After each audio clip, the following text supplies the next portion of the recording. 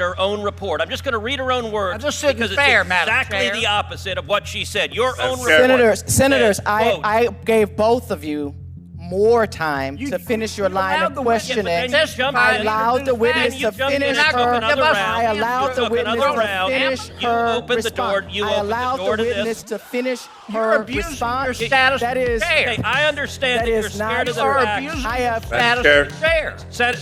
Senator Padilla. Madam Chair, Open up Madam Chair. testimony and then she not has an give us a obligation chance to explain cross-examine? why she directly contradicted what she wrote in her report. She says in her report, the Bureau of Prisons' claimed penological interest is in protecting female prisoners from sexual violence and trauma. She just told you the Bureau of Prisons didn't say there was a concern about sexual violence and trauma. Those are directly contradictory, and why are you contradicting what you wrote in your report? And what are you Madam trying to Chair, I hide, believe Madam I have Chair? the floor. No, wait, point of I order. believe Senator I Padilla. have the Senator floor. Padilla. Are you going to let her answer that question? Senator or you Padilla. don't want her to answer that question? Senator You're Padilla. afraid? Thank you very much, This is a cover-up, Madam Madam Senator Chair. Afraid Padilla. of the answer to This that? is Colleague. no Cover-up. Are you Senator afraid Padilla. of the answer to that question? Senator Padilla. So yes, My you are time. afraid of the answer to that question. Senator Padilla. Please hold Clearly, my you're time. afraid of the answer to that question. Thank you, Mr. Chairman. Welcome to each of the nominees. Judge Mihalchik,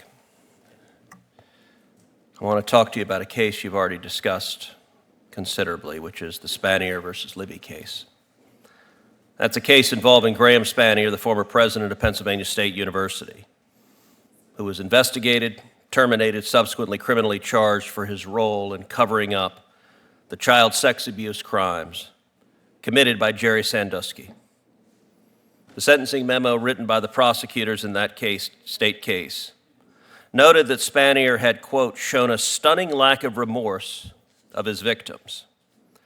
It further called for him to be punished for, quote, choosing to protect his personal reputation and that of the university instead of the welfare of children. It further highlighted that Spanier, quote, was the ultimate decision maker when it came to reporting Sandusky. Your decision in that case was reversed unanimously by the Third Circuit. Is that correct? A three-judge panel of the circuit reversed my decision, yes. Unanimously. Yes. The Third Circuit concluded that, quote, under clearly established federal law, state courts have considerable latitude to rule on the meaning of statutes.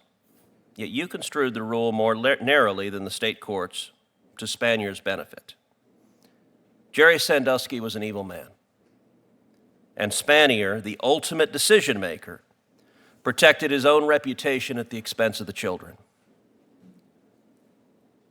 Why did you deviate in your decision from clearly established federal law, particularly when it had the effect of protecting such a man? Senator, the crimes of Jerry Sandusky are beyond horrible. They are unspeakable, and as a member of the community and as a mother of two children, they are the worst nightmare for most parents. That was not absent from my mind when I was looking at the case before me. The issue before me was whether the petitioner, who I looked at and treated as I would every habeas petitioner that comes in front of me, received due process in state court. I determined that there had been a violation of his due process rights in the use of the jury instruction that the state court had, and the Third Circuit disagreed with me. The Third Circuit did more than that. Did the Third Circuit criticize your opinion for not only omitting relevant precedents, but also for not closely analyzing the case law that you did cite?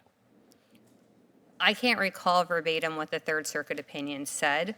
As I recall, there were 3 cases involved in that case in terms of precedent, and I relied more heavily on one of them than the other 2. Do you recall the names of those 3 cases? I know one was the Bowie case. I can't recall the names of the other 2. Well, here's what the Third Circuit said, quote, the district court cited Bowie and Rogers but did not examine them closely, nor did it mention Metrish. Now, I do find it a little bit amazing. You knew in this confirmation hearing you'd get asked about this case. Yes, Senator. I find it actually quite remarkable that for this hearing, you still don't even know the three cases the Third Circuit said were critical to resolving the issue of law.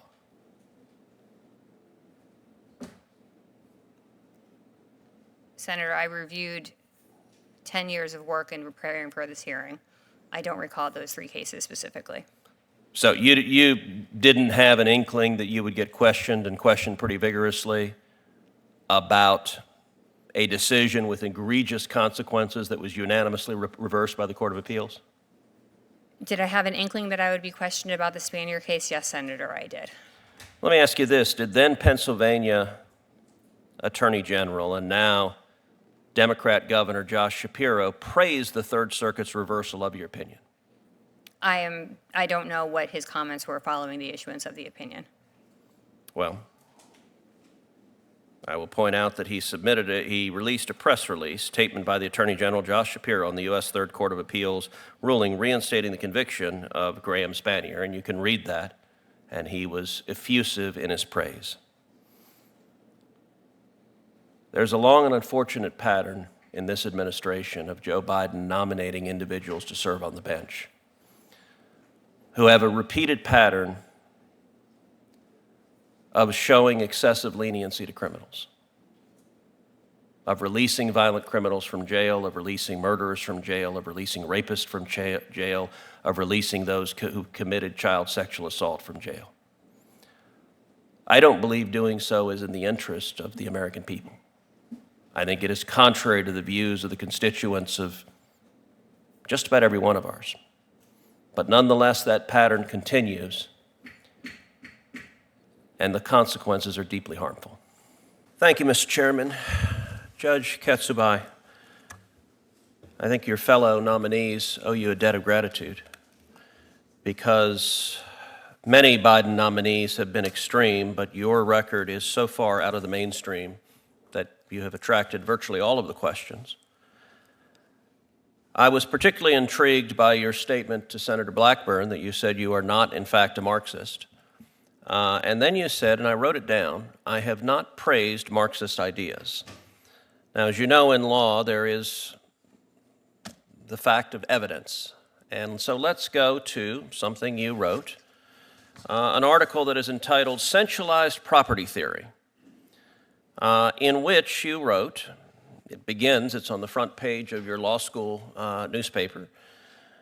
You write, quote, intimate knowing, the lovers kissed, familiar and ever exciting, passionate transcendence, beyond the physical exhilaration lies a burning light in our limbs, our hearts, floating, flying, falling in every direction, amorphous and wonderful, time-stretching, space-curving, exquisitely explosive eros, and yet I timidly tremble every time. Now, somehow this is about property, which is not immediately evident as to why, but later in the article you write, you say, property is not simply a relationship between an owner and an object of ownership. Property is primarily a complex relationship between people and secondarily regards the objects people exploit.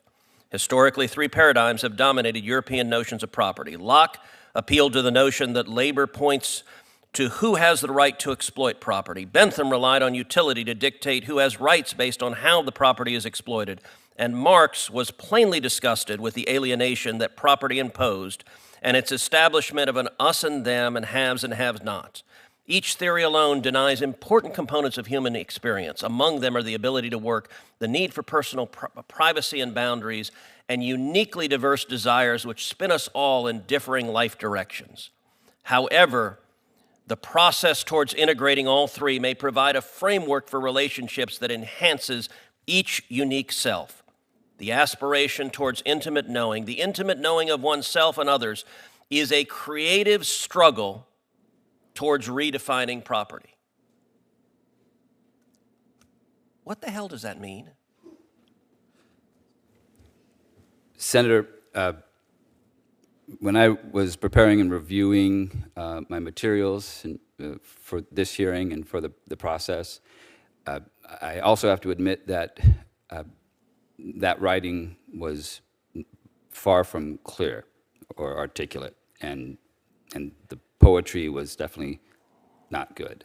Now, Senator, I don't make... Do you believe we need to have a creative struggle towards redefining property, which is what you were advocating for. That was something that I wrote 30 years ago, Senator, and in the course of just exploring law school and the ideas that came with Okay, being so in your law school. flirtations with Marxism were 30 years ago, so let's go more recent. In 2020, you gave a speech entitled Reflections on Equity and Privilege, and you said, quote, "First, the world is wide enough for all of us. Privilege derives its power from the belief in scarcity of money, natural resources, food, and power itself. The desire to control it all drives privilege. I want to suggest to you that equity, the idea of equity, rejects this model of scarcity." Now, that's Marxism in 2020.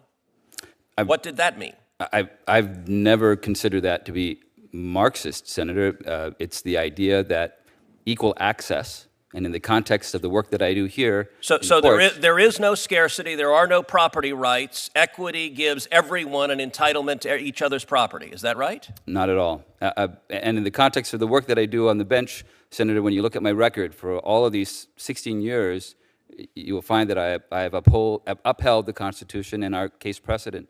Okay, well, let's turn to something else you wrote in the Wisconsin Women Law Journal. Again, this is your writing.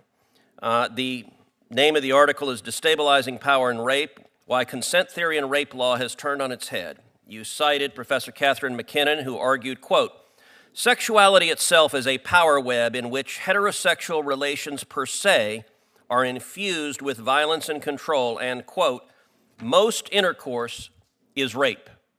Now, her views are extreme, and yet, and when Senator Blackburn asked you about them, here at the hearing, when you want to be confirmed, you try to distance yourself from them. But here's what you wrote in the article. You embrace those views. You wrote, quote, "I employ the view that rape is sex in order to focus on the significance of consent and rape law. The Sex Act is a violation per se without consent. In order to properly align the consent doctrine in rape law with consent in other areas of law, non-consent must be presumed."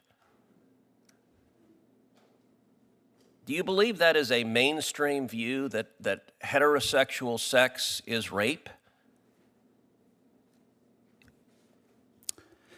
Senator, in that article, I was exploring different ideas and theories, and I was employing the hypothetical that you've just described to try to tease out a particular issue with respect to consent. With respect to your last question... So you also quoted Professor McKinnon, who wrote, quote, "Sexuality is to feminism what work is to Marxism." Let me ask you again, what does that mean? Senator, I was summarizing different theories that people were presenting, so that way I could explain them and then employ an analysis with respect to the issue of what consent was in the context of sexual assault back in 30 years ago. I think your views are far, far out of the mainstream. Thank you, Mr. Chairman. Professor Russell, I want to go back to this letter that Senator Kennedy was asking you about it. You signed this letter March 19th of 2020. That was 3 years ago. You did not disclose this letter to the committee. Why did you not disclose it to the committee? So, Senator, I have no memory of signing that letter. It sounds like it was right at the start of the pandemic. So I apologize. I made every effort to try to find anything that was responsive So I to guess the if Senate. you have no memory, you didn't consider it that big a deal, I'm assuming? Senator, I'm just not sure. It's not something I remember signing. I don't doubt that, All right, that you well, I have want it to there. talk about this letter because it's an extraordinary letter. This is not, I know the chairman and Senator Booker were trying to rehabilitate you by saying, well, lots of people did humanitarian release for some people incarcerated. That's true. But this letter is not within the bounds of the mainstream. This letter is actually quite extreme. This letter begins with the undersigned organizations and individuals call on Governor Lamont to act immediately to protect the lives of incarcerated people in our state. 3 urgent steps are needed: the immediate release of as many people in custody as possible, 2, a moratorium on new admissions into jails and prisons. Do you think a moratorium on new admissions into jails and prisons, is that a policy you support? So, Senator, again, I don't have the letter in front of me to understand the context, but I know there were efforts to reduce new admissions, but there are obviously some people who would present a public safety risk. But your letter didn't say that, and I want to read from this letter because it is an astonishing letter.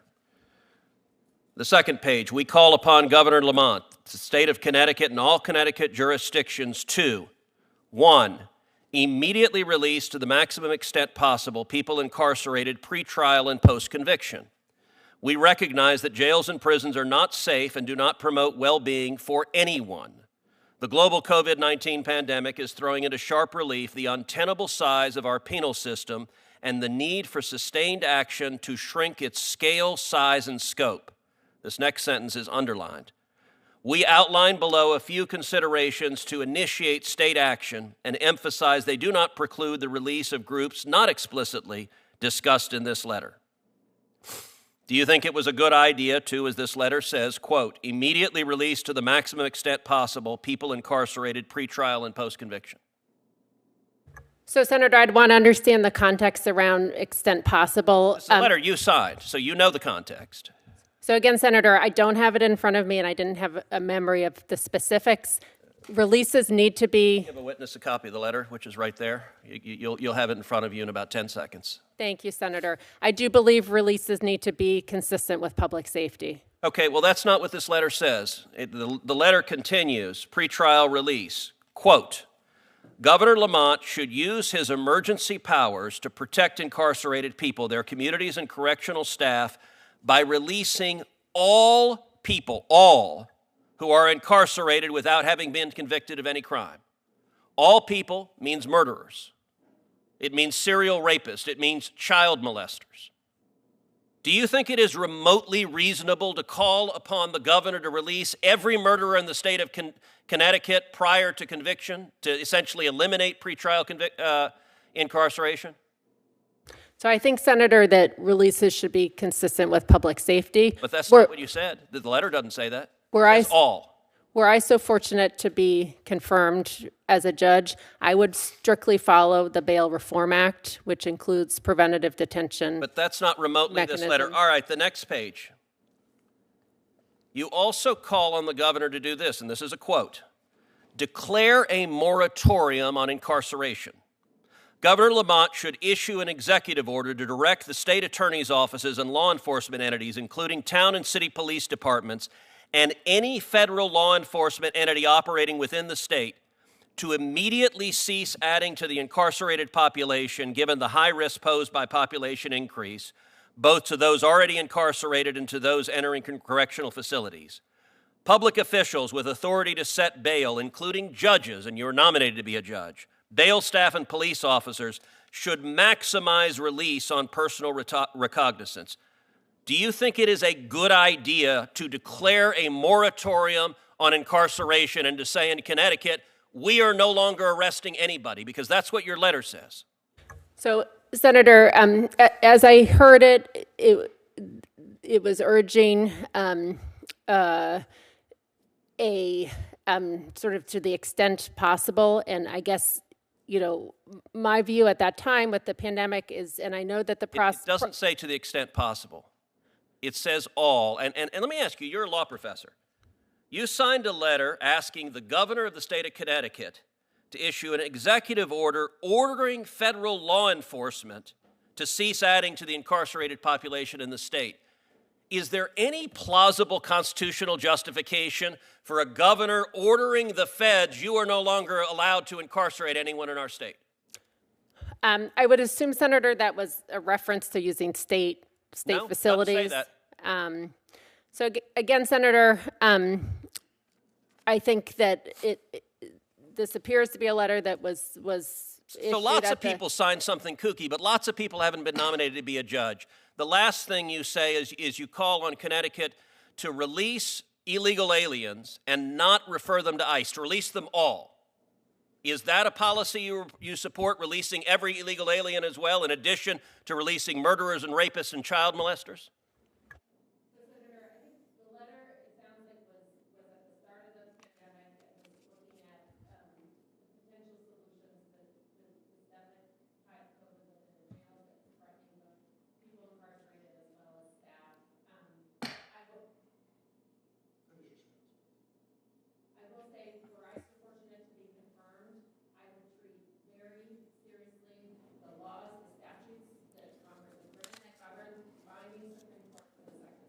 3 years ago, you did not. Thank you, Mr. Chairman. Mr. Mangi, last week, the American people were horrified to watch the testimony of the presidents of Harvard, MIT, and Penn, where all three of them failed to speak clearly denouncing anti-Semitism. All three of them had difficulty, in fact, refused to say that calls for genocide of the Jewish people constitute harassment at their policies. One of those three presidents has since resigned. I think the other two are likely to resign and should resign. I will say when I look at your record, I am troubled by a number of things, but I am perhaps most troubled by the fact that you served as an advisory board member for the Center for Security, Race, and Rights at Rutgers Law School from 2019 to 2023. And sadly, I think that center embraces the same extremism and myopia that we saw on display from the presidents of Harvard, MIT, and Penn. While you were a board member, on May 29th, 2021, Professor Sahar Aziz, who's the director of the center on which you served as an advisory board member, signed a letter which was posted on the center's website which read, quote, "A ceasefire does not end the colonial conditions of the structural violence and inequality that Palestinians live under." It goes on to say, quote, "The Palestinian rights to freedom, security in their homes, to return, self-determination, and to be free of violent occupation are well established under international law.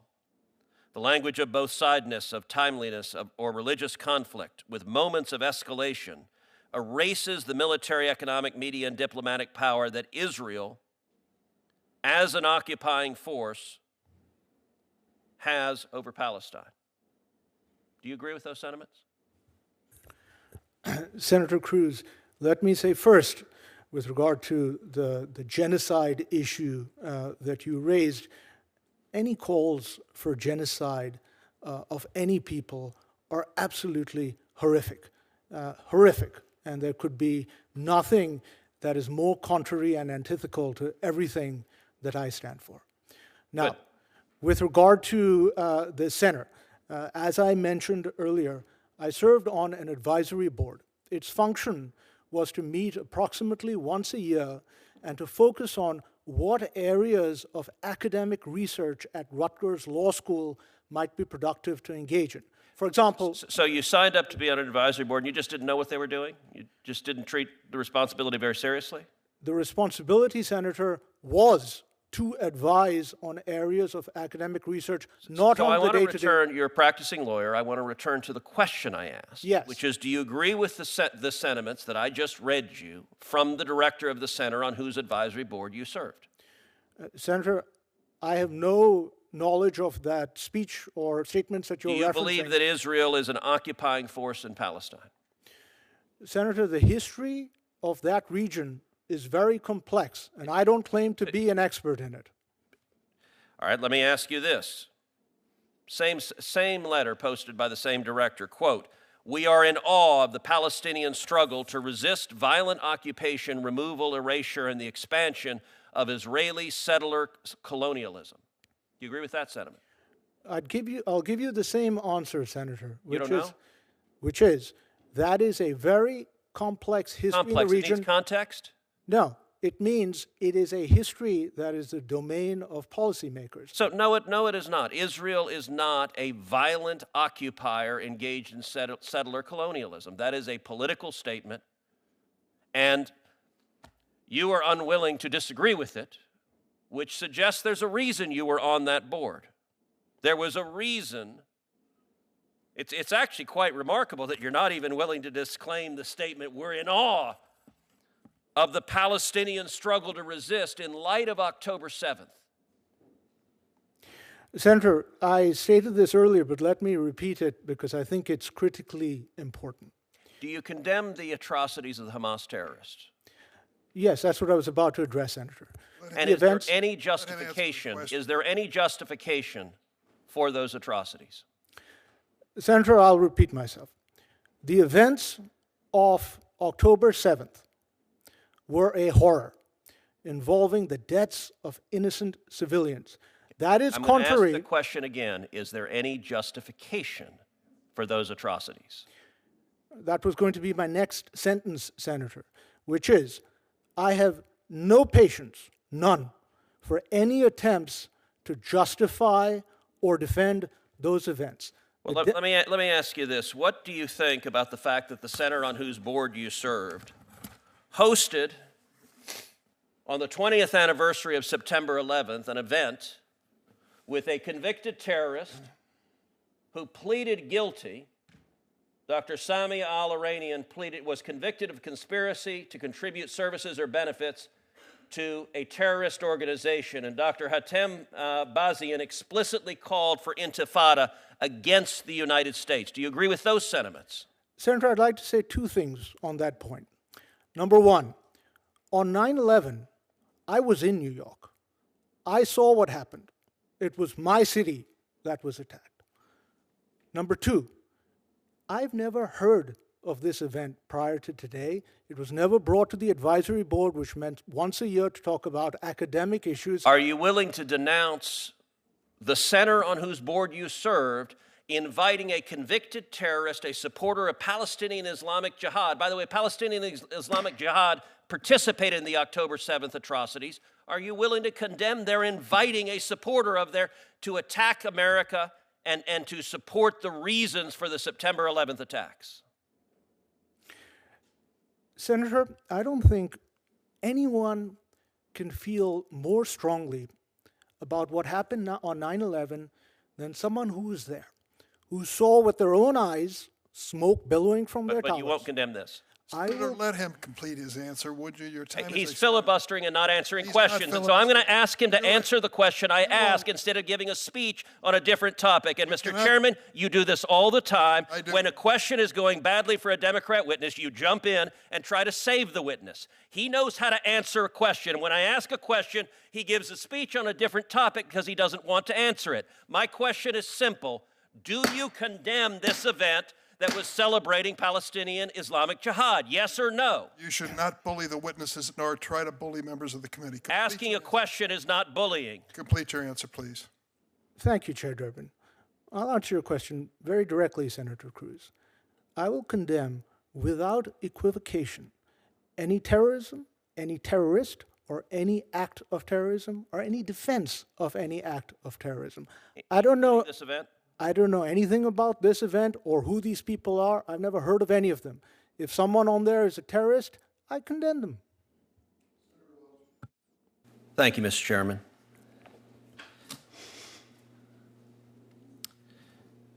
In your 2023 U.S. Attorney Investiture speech, you highlighted the challenges you believe America faces and what justice means. You said, quote, "We're experiencing a long overdue reckoning with racism in the criminal justice system."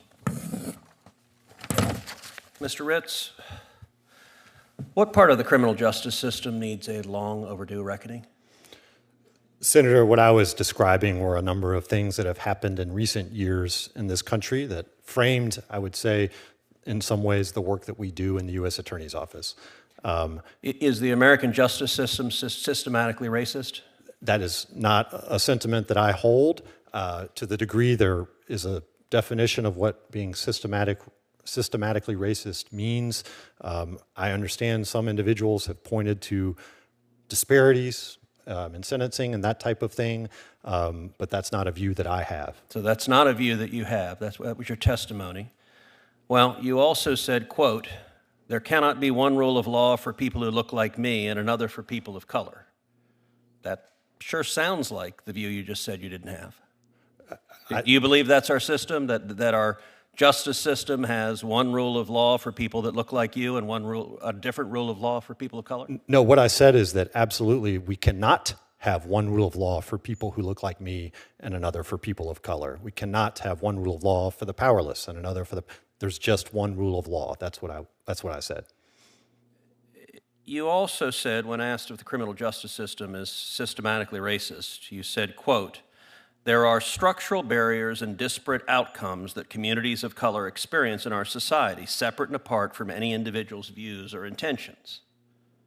Now, that again seems to be saying the same thing that you're saying you weren't saying. I'm just trying to understand what your views are. And Senator, that was my attempt in that written question to grapple with, again, what was being asked by systematic racism.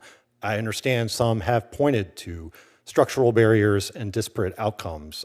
So what are the barriers and outcomes you're referring to? I can think of one prominent example that I've had some experience with, which is the disparity in cocaine sentencing between crack sentencing and powder sentencing. This body has addressed those disparities on multiple occasions, and that has been, as I understand it, something that people have addressed as a result of disparities. Okay, you also said in responses to questions for the record that as the Attorney General has explained, everyone has implicit biases. So what are your implicit biases? Senator, I understand implicit bias to refer to unconscious bias that exists below the level of consciousness, and so to the degree I have implicit biases, I think we all do. I think that's partly the point. Is so everyone's a racist whether they know it or not? And that's, I would say that everyone might have implicit biases, and I don't know what. So what's the difference between bias and prejudice? I think there can be a lot of overlap in those things. It depends, I think, on the context. So you're saying everyone is prejudiced?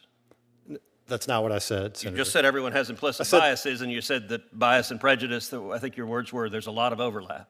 I think that's right, and I understand implicit bias, and I'm not an expert on the subject, to refer to a set of biases that may exist under a conscious level. So, since you talk about these implicit bias issues, have you taken a so-called implicit bias test? We received training that was put on during the last administration in our office on implicit bias. I attended that training in our office. And what did you take a test? I don't believe there was a test associated with that, Senator. Okay, you also said, quote, "But you should know that for justice, for me, is about more than putting people in prison. For me, it's also about who votes and how hard it is to cast that vote. It's about where pipelines or bus routes go. Justice is about whether people in all zip codes can get a loan, whether women have access to health care."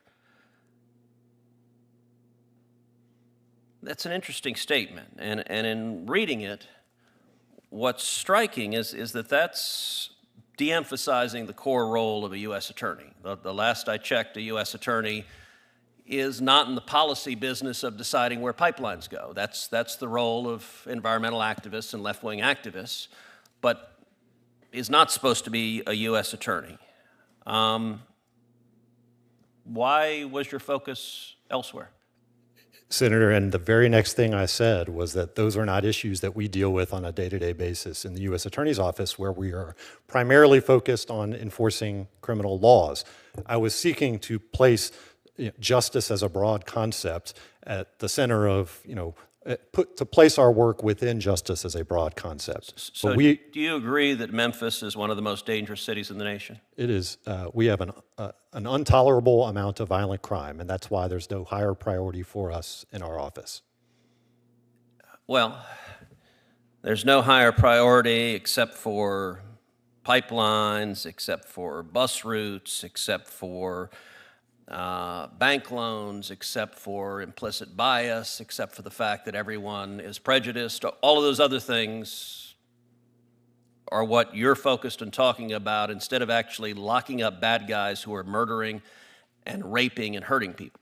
In those same comments, Senator, I said that we don't apologize for seeking significant prison sentences, and that's at the core of what we do. When we have serious violent crime, we seek serious sentences and consequences.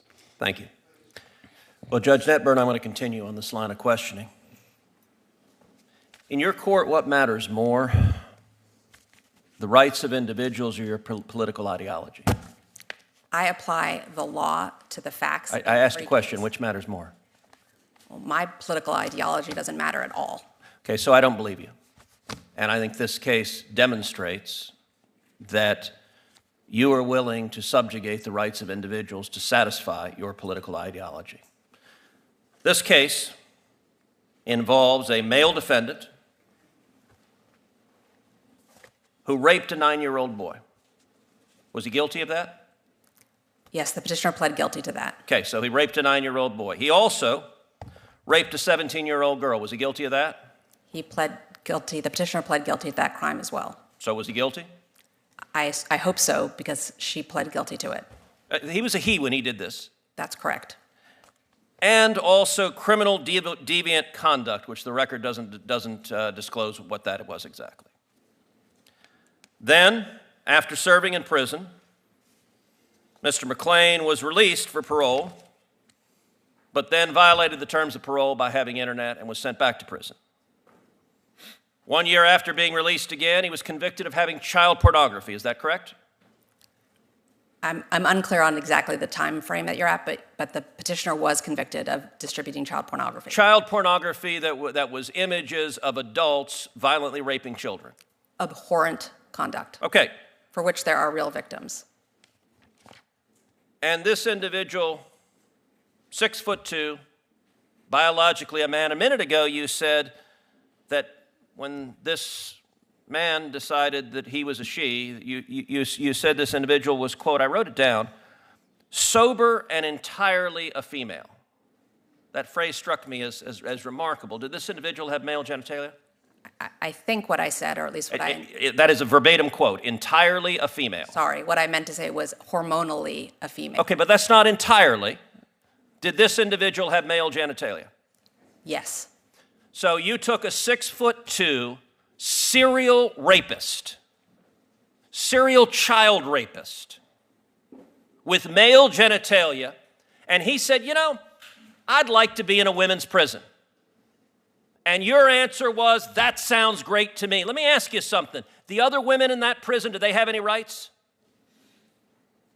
Is that a question you're yes, asking me? the other women in that prison, do they have any rights? Of course. Do they have the right not to have a 6'2" man who is a repeat serial rapist put in as their cellmate? Senator Cruz, I considered the facts presented to me, and I reached a decision based on what the law I asked is. you a question. Do they have a right not to have a 6'2" man who is a serial rapist put in as their cellmate? Do those women have a right to that? Every person who's incarcerated has the right to be safe in their space. But you didn't think so. You didn't think so. And in fact, I'm going to give some quotes from your order because Senator Kennedy is right. This is not a judge's order. This is a political activist. By the way, the beginning of your order says, at birth, people are typically assigned a gender. I got to say that would astonish a lot of Americans. A lot of Americans think you go to the hospital, a baby is born, and congratulations, you have a little boy, a little girl. The assigned a gender, I know you went to Brown, but it sounds like it's in a college faculty lounge with no bearing on reality. The Bureau of Prison argued what I'm saying right now, that if you put this person in a female prison, there will be a risk of sexual assault to the women. And you know what you did? You said you didn't care about the women. I'm going to quote what you wrote. You wrote, quote, the Bureau of Prisons claim penological interest in protecting female prisoners from sexual violence and trauma. This interest is legitimate, that's kind of you to say, but there are no signs that petitioner is at risk of reoffending. The record is devoid of evidence of incidents of violence or assault during petitioner's incarceration when she was the perpetrator, only the victim. A theoretical risk of sexual assault by the prisoner without more cannot support the BOP's position. No evidence, theoretical. Have you dealt, in what universe is someone who is a serial repeat child rapist not at a risk of reoffending? Senator, as I do in every case. I know you've been told to repeat the line, I follow the law. I asked a question. In what universe is someone who is a serial repeat child rapist not at risk of reoffending? Sir, I looked at the facts that were before me in this case. All of the evidence, including the statements of every warden who had supervised this petitioner. You also wrote, the BOP also posits that permitting petitioner to live among women will be traumatizing and possibly dangerous to them. This concern is overblown. I have to say, if I were the father of one of those women, and you decided that my daughter's cellmate was going to be a 6'2" man who over and over and over again committed violent sexual assault,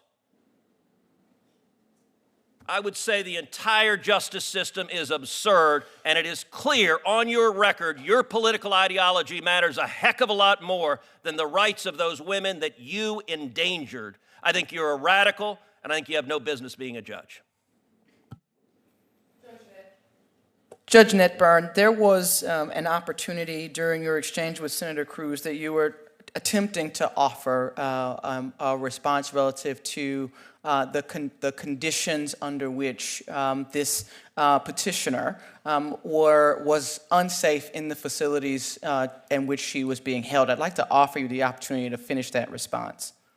So the facts that were presented to me and what I relied on to make my decision were that the petitioner had engaged in no violence, no physical violence, no acts of sexual violence whatsoever while in custody. All three wardens who supervised the petitioner requested that she be transferred to a women's facility because of her serious medical needs. In addition, the Bureau of Prisons' longtime medical provider testified at a 2-day hearing in my courtroom and recommended that the petitioner be transferred because of her serious medical needs. And the last thing I'll say is that the Transgender Executive Council, which is the body that makes decisions on behalf of transgender transfer requests within the Bureau of Prisons, never said that the petitioner could not be transferred, and never, ever said that she couldn't be transferred because of any risk of violence. What the Transgender Executive Council repeatedly said in denying the request was simply that she needed to maintain her hormone levels. That was the repeated justification for the denial of transfer. But the petitioner had reached full female hormone levels before even being incarcerated. At the time, the district judge in Indiana who sentenced the petitioner requested that she be placed in a women's facility. Her hormones were entirely female at that point, and so the decision by the Transgender Executive Council to deny the transfer request based on this idea that it was only because her hormones needed to be consistent and stabilized, I found was a pretext, but they never once said she cannot be transferred because of violence. It was always based on this idea that her hormones had to be. Thank you, Judge Netburn. Senator Padilla. Judge Netburn, that's Senator directly contrary to what your report you all says. have That is had directly no. contrary. No. We're going to follow up, and that's how it works. There is not. That is exactly how it works. Look, if you follow up, you didn't get extra time, and she just directly contradicted her own report. I'm just going to read her own words because it's exactly the opposite of what she said. Your own report. Senators, I gave both of you more time to finish your line of questioning. I allowed the witness to finish her. I allowed the witness to finish her response. I allowed the witness to finish her response. That is. Okay, I understand that you're scared of the facts. I have. Madam Chair.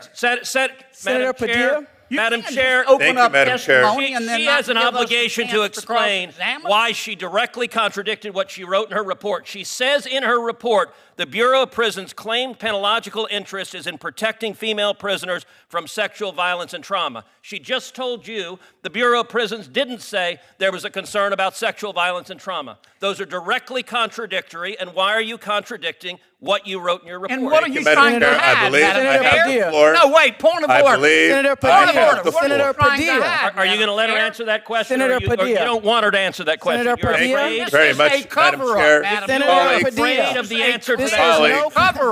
Are you Senator afraid Padilla. of the answer to that question? Senator Padilla. So yes, you are afraid of the answer to that question. Senator Padilla. Please hold Clearly, my you're time. afraid of the answer to that question. This is Thank you. absurd.